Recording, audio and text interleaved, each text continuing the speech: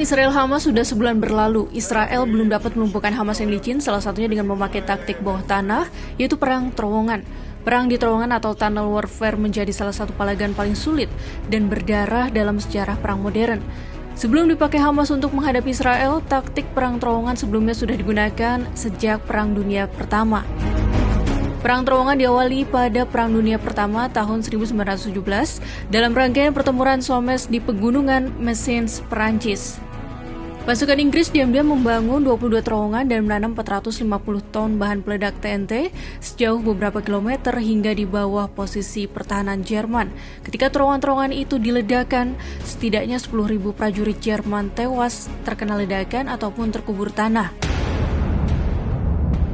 Semasa Perang Dunia Kedua di Pasifik, Amerika Serikat membangun terowongan Malinta sepanjang 253 meter dengan tinggi 5,5 meter dan lebar 7,3 meter di Pulau Corregidor yang menjadi pintu masuk Teluk Manila, Filipina 1932 hingga 1945.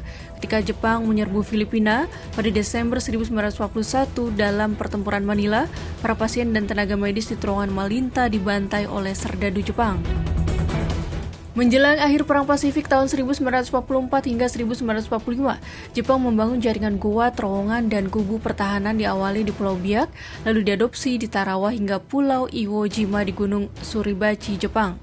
Dalam buku Biak Debris of War karya Evi Ariati Arbay dan Iwabuchi dari Museum Perang Pasifik di Iwate, Jepang disebutkan, lebih dari 5.000 serdadu Jepang gugur di perbentengan dan terowongan di Pulau Biak yang membentang dari timur pulau hingga Bandar Udara Mokmer, kini Bandar Udara Franz Kaisiepo. Kala pecah Perang Korea 1950 hingga 1953, lagi-lagi terowongan menjadi andalan pasukan komunis Korea Utara dan Tentara Pembebasan Rakyat Cina dalam menghadapi pasukan Amerika Serikat dan PBB. Banyak meriam milik kubu komunis disembunyikan dalam jaringan goa dan terowongan untuk menghindari serangan udara Amerika Serikat dan pasukan PBB. Meski Perang Korea terhenti oleh gencatan senjata tahun 1953, Korea Utara terus membangun jaringan terowongan hingga mencapai 500 km. Korea Selatan meyakini Korut masih mengembangkan jaringan terowongan hingga kedalaman 100 meter dari permukaan tanah. Terowongan itu berukuran tinggi 2 meter dan lebar 2 meter. Terowongan Korut itu dapat dilintasi 10.000 prajurit dalam 1 jam pergerakan. Salah satu terowongan Korut bermuara hanya 50 km di utara kota Seoul di Korea Selatan. Pada 1991, Korsel terakhir kali menemukan jaringan terowongan tersebut. Sementara itu, Amerika Serikat dengan kekuatan militer terbesar di dunia mendapat pengalaman pahit dalam Perang Vietnam 1965 hingga 1973 ketika menghadapi gerilyawan Viet Cong di terowongan Cuci, sebelah barat kota Saigon. Jejaring terowongan Viet Cong mengular, bahkan berada di bawah belasan basis militer Amerika Serikat. Untuk menghadapi taktik bawah tanah ini, AS mengerahkan satuan tunnel rat yang dipilih dari prajurit-prajurit berbadan pendek bahkan cebol untuk bisa bergerak leluasa di terowongan. Berbagai jebakan seperti bambu runcing yang dipasang di lantai terowongan, lubang jebakan, ular berbisa, dan perangkap dengan peledak menanti serdadu Amerika yang naas saat menjelajahi terowongan Cuci. Total 12.000 gerilyawan Viet Cong gugur dalam pertempuran di terowongan Cuci. Namun Amerika Serikat dan sekutunya tidak pernah berhasil menguasai terowongan Cuci hingga perang berakhir.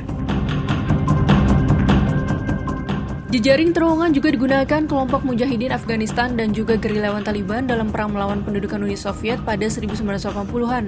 Mereka lalu melawan pendudukan Amerika Serikat pada 2000 hingga 2020. Persembunyian Taliban di jejaring goa dan perbukitan Afghanistan sangat sulit dijangkau tentara AS dan Sekutu Barat.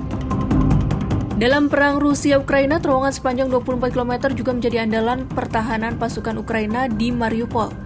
Pasukan Ukraina bisa bertahan di kompleks pabrik Azovstal selama 80 hari pada 2022 saat menghadapi Rusia. Kini dalam perang Israel-Hamas, palagan perang terowongan kembali berulang. Sejak 2009, Hamas beralih memakai taktik bawah tanah dan menggali sekitar 35 terowongan di bawah perbatasan dengan Israel.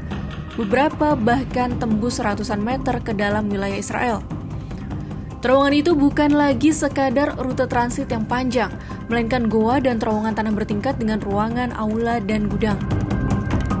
Israel memperkirakan saat ini setidaknya ada 1.300 terowongan yang membentang sejauh sekitar 483 km melintasi jalur Gaza yang panjangnya 40,2 km.